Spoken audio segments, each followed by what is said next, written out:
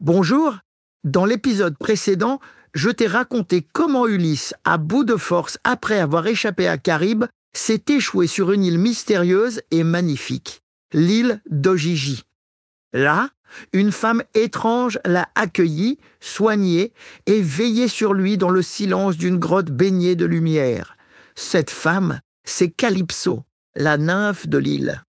Épisode 35, les jours de soins.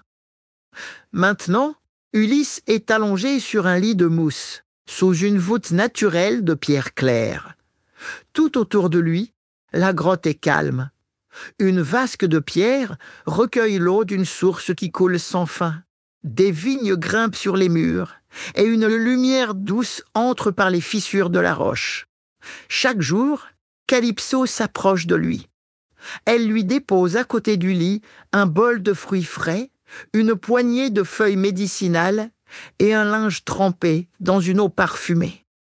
Ulysse ne parle pas. Il dort, ouvre parfois les yeux et observe. Il est trop faible pour marcher, trop fatigué pour penser. Mais il vit, il respire, et Calypso veille. Le premier matin où il parvient à se redresser, elle lui apporte un fruit qu'il accepte sans la regarder. Le premier soir où il s'assied seul, elle allume une torche, en silence. Aucun mot, mais une présence constante, ni douce, ni insistante, juste une présence. Les jours passent, lents et semblables. Calypso continue de s'occuper de lui avec patience. Elle lave ses plaies, remplace ses vêtements par des tuniques légères tissées de lin et de soie. Elle lui apprend où se trouve l'eau, quels fruits cueillir et comment se réchauffer auprès du feu.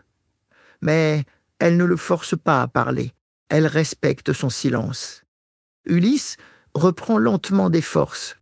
Il boit, mange, se lave dans l'eau fraîche de la source. Son corps maigre retrouve peu à peu vigueur. Ses gestes deviennent plus assurés, mais son regard reste grave, absent, lointain. Quand Ulysse est enfin capable de marcher, Calypso lui propose de sortir de la grotte. Il hésite, puis accepte d'un signe de la tête.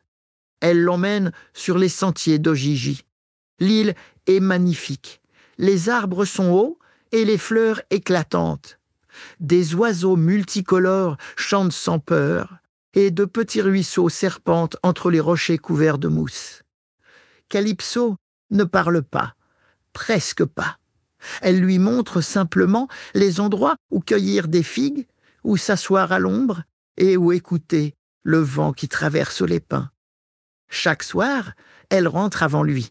Elle laisse Ulysse seul face à l'île, comme s'il devait apprivoiser lui-même ce monde nouveau. Peu à peu, Ulysse commence à respirer normalement. Il marche plus loin, grimpe parfois sur les hauteurs. Là-haut, il voit la mer. Elle entoure l'île, bleue, calme, immense et infranchissable. Ulysse ne sait pas encore s'il est sauvé ou prisonnier. Calypso, elle, continue son étrange ballet.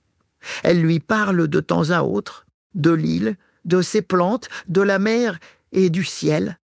Parfois, elle chante en travaillant des airs anciens que personne d'autre qu'elle ne connaît. Sa voix est douce, mais elle ne cherche pas à séduire. Elle l'accueille comme on accueille un hôte fatigué, sans lui demander qui il est, ni ce qu'il a vécu. Et Ulysse ne dit rien, pas encore. Il écoute, il observe, il récupère. Il est vivant, c'est tout ce qu'il sait. Mais chaque matin, quand le soleil se lève sur Ogygie, Ulysse regarde l'horizon. Et là, très loin, au-delà de ce qu'il peut voir, il pense à Ithaque. Dans le prochain épisode, je te raconterai comment Ulysse, rétabli, commence une nouvelle vie sur l'île de Calypso, entre paix apparente et douleur silencieuse. Alors, abonne-toi vite à mon podcast pour ne rien rater.